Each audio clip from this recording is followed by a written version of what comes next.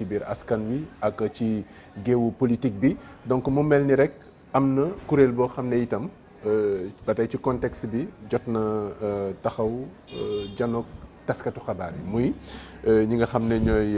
imam ak prédicateurs yi. ñoom itam naka sëñ Abdou Aziz Sy daan defee toog waxtaan ndax loo gis si jafe-jafe réeroo waxtaan bu amee rek amaana solution mën ci am ñoom nag gannaaw jafe-jafe yi nga xam ne ñu ngi koy am ci géewu politique bi ak tension sociale bi nee na nañu toog waxtaan amaana sax ñu reporter li nga xam ne mooy élection yi nga xam ne moo indi coow li yëpp ci biir géewu politique yeeg arrestation yi est-ce que yow da ngay ànd ci démarche boobu. waaw man dama ciy ànd.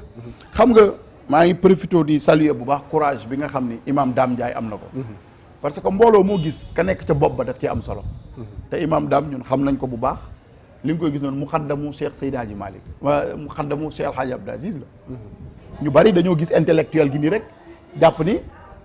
xëy na imam la intellectuel la mais muxaddamu tijaan la waaye nag dafa jël loolu yëpp teg ko fële. di dund citoyenneté fexe ba réew mi li fiy dox mu ci joxe kàddoom. parce que nit boo xasee ba nekk ab imam rawatina ñu jiital la ci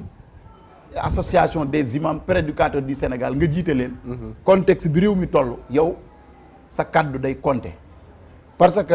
politiciens yi moomuñu réew mi. dafa am ñuñ fi dëkkal ñuy seeni nawle te ñooñu ëpp leen fi sax kàddu nag. bu fekkee joué nañ seen rôle bi ñu war a joué parce que ancien imam kenn mësu koo gis. ancien marabout kenn mësu koo gis ancien xalifa général kenn mësu koo gis chaque jour nga gis ancien ministre ancien président kon réew bu tollee fii bakkan yi di rot c'est très important bakkan yi di rot ñetti bakkan rotagul na bële passé 14 faatu woon na yaa ngi dégg ak ñett yi kon ay bakkan ay rot ñun li ñu yonent bi sallallahu alayhi wasallam jàngal mooy bakkanu doomu aadama benn bu faatu dafa mel ni àdduna yëpp faatu na waaye ku sauver benn bakkan bu waroon a faatu dafa mel ni sauver nga humanité bi yëpp kon bu ñu gisee bakkan yi di rot ñoom dañoo jël seen ay responsabilité wax fi ñu war a waxee fi ñu war a waxee nag mooy indi solution mu nekk wax joo xam ni par parloo lalu ko dëgg rek koy lal li ñu wax mooy nañu toog ci table ñu waxtaan parce que Sénégal crise bu nekk am na fi waaye ci table la mujjee lii tax ñu mën a toog ci table nag mooy ñu pousse élection yi ñu pousse ko donte 1 mois lañ koy pousse te loolu du ñoom kese ñoo ko wax société civile bi ñëpp wax nañ ko parce que gis nga élection yi ca départ ba la am problème parce que élection wax naa di ko wax man du ma dugg ci ay loi ak ay lu conseil constitutionnel wax ak lu mu waxul loolu du ma ci dugg man li ma gëm daal mooy élection li ko tax a jóg mooy esprit bi mooy ñu fexe ba ñëpp bokk Sénégalais yi tànn ki leen doy yóbbu ko Assemblée nationale te élection yi moom ñëpp nangu nañ ni ca départ ba la am problème le fait que ñuy sélectionner ñi war a bokk ak ñi warut a bokk loolu képp ku honnête te gëm ni yow jullit nga di nga dugg bàmmeel ñu laaj la di nga xam ne loolu du ay élection mais loolu ay sélection la. d'accord te loolu camp pouvoir bi Aminata Tall dégg nga mu wax ko. ku ne xam nañ ci Macky Sall la àndaloon nee na lii nii du ay élection kon imam yi seen wax jooju dañ ko war a jox considération yaa ngi dégg mu nekk wax boo xam ni tamit ku ko dégg xam ni mooy leenu maanaam parce que boo nee bërët départ gu ñetti nit faatu opposition bi taxaw fi ñu taxaw ni ñoom dañuy continuer di marche yow mi yor nguur nga taxaw ni man du ma bàyyi bakkan yi day continuer di rot kan moo ciy perte Sénégal moo ciy perte. mais ci biir dialogue boobu nga xam ne ñoom moom la ñu woote ba ci report élection yi. waaw ñi ñàkk seen bakkan kon dañuy mujj perte kon. non duñ perte ñi ñàkk seen bakkan dañuy justifier ñi leen rey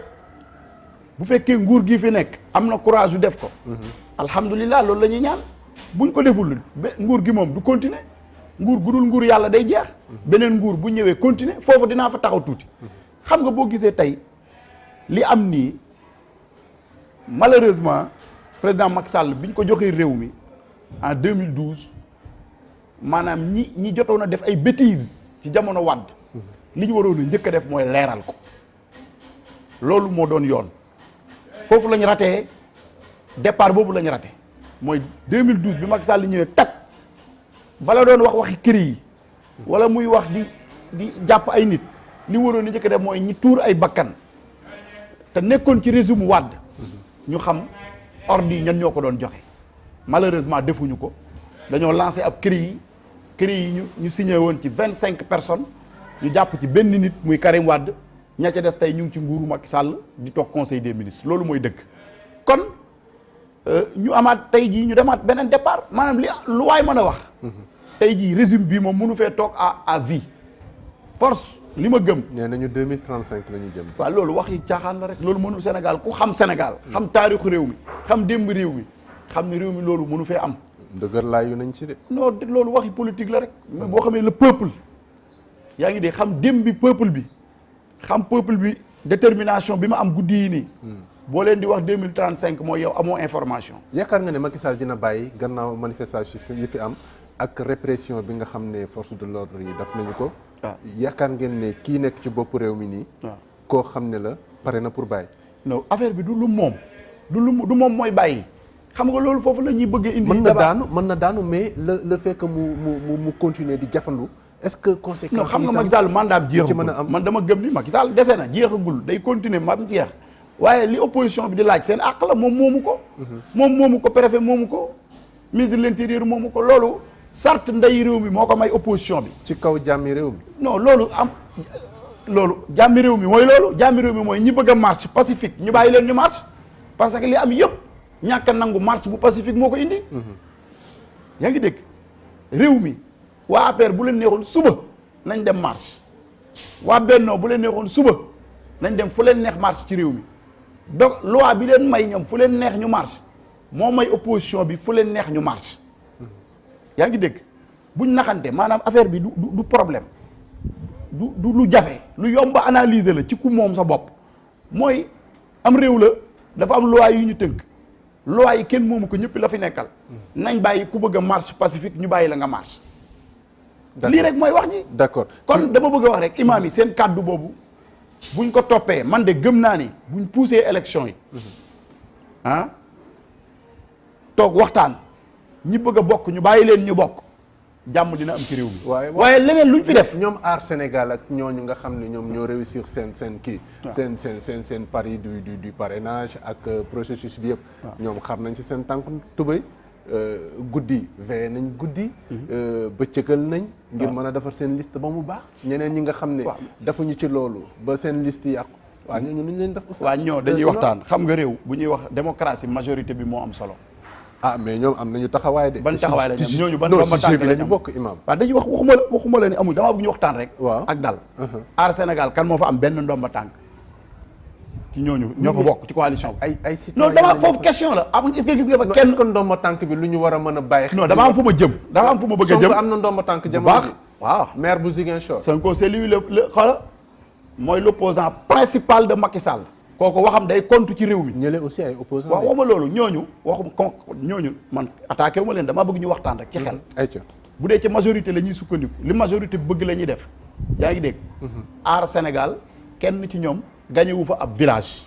waxuma la dëkk mais village gagné wuñ ko ku gagnéwul village ñu ngi doog a sos seen waaw mais déglu rek du question ñu ngi doog a sos ku gagnéwul village sa wax da nga am fu muy yem bokku te ki téye ay maire yi nekk opposant principal tey bu ñu waxante dëgg yaa ngi def discrimination man discrimination man li may wax laa gëm ñoo ñëpp samay xarit moo fa ne Thierno Bocoum xamante nañ bu baax mais dëgg dañ koy wax lan lañ gagné ñooñu bu ñuy wax opposition ñooñu taxuñu bu ñu naxante réew mi bu ñuy wax opposition Yewwi Askan Wi tax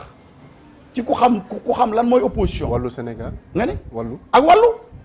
te ñooñu ah Sénégal da ngay nangu ne ci la ah Sénégal wax ma lan lañ gagné néew man kay néew ma duñ opposition mais opposition da ngay téye benn dëkk ñu ni dëkk bi kat am na keneen ko am taxawaay muy Bougane itam non Bougane bëgguma dama ñëw ñu nañ taxaw ci aar Sénégal ba pare mais parce que en considérant xam nga aar Sénégal man awma lu may contre ci ñoom nit ñu ña fa nekk ñu am courage la bu dee ku mel ne Abdourahmane Diouf ku ma respecté la borom xam-xam la ku am jaar-jaar la sànq wax nga ne si yaa ngi dégg Thierno Alassane Sall xam-xam boobu itam lu am solo la ngir réew mën a jëm kanam mais est-ce que ñoom aussi duñu nekk ay éléments fondamentaux mais ñooñu xam nga loolu nga xam ne mooy ñooñu wax gis nga aar Sénégal bato bi da leen fee bàyyi boo bëggee dégg-dëgg train bi bàyyi na leen fii parce que boo bàyyee ba xam-xam la ñu jiital non waxuñu xam-xam pour xam-xam ci la bokk mais politique rapport de force la mon frère bul naxante ci kaw yoon waaw ci kaw yoon ñoom loolu la ñuy préconiser ñoom non xam nga man bëgguma dugg ci di leen minimiser maa ngi leen di encourager yàlla nañ am liñ bëgg mais boo bëggee dégg dëgg nga xam ni mooy dëgg Macky Sall moo la ko gën a xam ñoom ñoo la ko gën a xam l'opposition bi tey du aar Sénégal opposition bi xam nga ñan la wallu la ak yeewi te ñooñu lañ xañ ñu bokk ñooñu tey ñooy opposition bi am réew boo buggee organiser ay élection opposition ba fa ëpp doole nga ni duñ bokk yaa ngi dégg lu xew ci réew ma yow yaay responsable aar Sénégal. mais ci ëpp ñu man aar Sénégal kenn ëpp man mii di wax yow kenn ëpp ma fa mbooloo. bu fekkee ne seen liste baaxul. mais non xam nga mënuñu forcé. non de la même manière que Benno Bokk Yaakaar mi nga xam ne aussi daf liste bu baaxul déglu liste bu baaxul. liste bu baaxul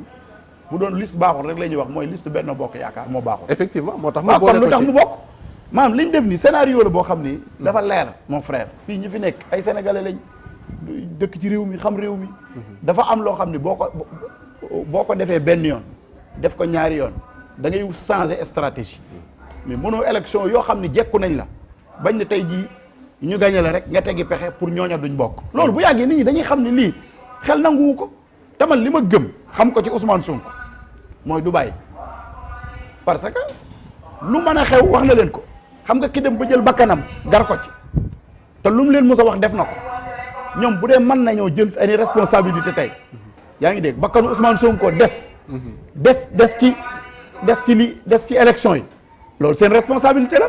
te Ousmane Sonko moom du bàyyi te ba mu commencé def politique ba tey lépp lu mu mës a wax def na ko kon lii dëgg bu dee ni solution la ñuy wut man waxuma waxee aari Sénégal maa ngi wax solution laay wax man parce que man aar Sénégal gënuñu maa dëkk ci réew mi te gënuñu maa jël ay engagement guddi yi bari na ñoo xam ne départ nañ bu yàgg ndax jàpp nañ réew mi de tàkk man maa ngi dox sama soxla aw ma garde corps taxi laay jël kon ñoom gënuñ ñoo engagé wu ci réew mi nañ waxtaan rek te wax dëgg te yàlla tax lii dëgg mooy tey opposition bi ñi am doole. majorité kaddu yi du kaddu yi faru aussi. non man faruma xam man fi dëgg nekk barke Cheikh Tidiane laa lay waatal. Seydi Hadji Malick mi ma tudd fii sànq billaahi man du ma parparloo mënuma ko waaye lii dëgg laa lay wax Sénégal yi may déglu di samay nawle mooy bu ñuy wax opposition tey ci Sénégal du aar Sénégal yaa ngi dégg ñu ngi jéem nag yàlla na leen yàlla jàppale. kon mënuñu leen boole ci opposition bi. non mën nañ leen ci boole mais bu ñu opposition dëgg ci réew mi yeewi askan wi la ak wàllu. ku nekk ak sa démarche aussi. waaw non kenn bañaluñ leen seen démarche. mais buñ taxawee situation bi tollu fii.